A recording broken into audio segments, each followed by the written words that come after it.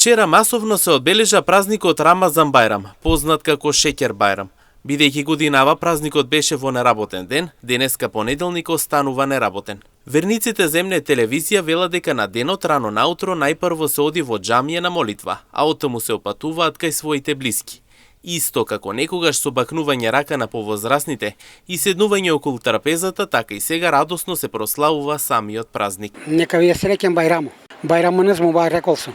Оддамна, од нашите старите, кога беа и уште дедо ми, празнува се 30 дена Рамазан се држе, 30 ден, последниот 30 ден Бајрам. На Бајрам што се прави?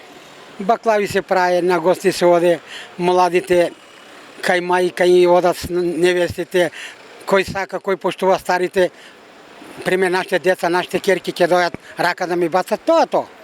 Мубарек олсун Бајрамон. Што значи тоа? Ајде кажи. Да речем,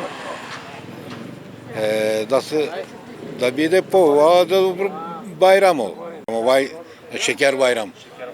То Шеќер Бајрам.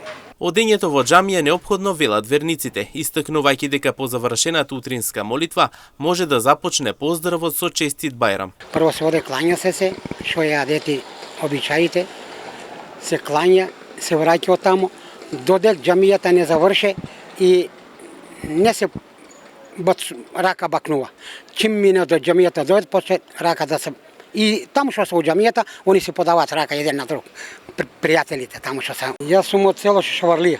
Одам, сабален одам во џамија. А после? После више завршува, чак вечер. Доваѓаат ли гости?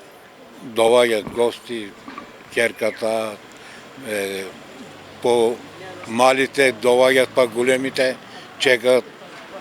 Ете тоа. Инаку има два празника Бајрам. Едниот е Шеќер Бајрам и тоа символизира колку сладок ќе им биде животот на верниците, додека вториот е Курбан Бајрам. Во него има голема символика, бидејќи треба да се принесе жртва, односно курбан.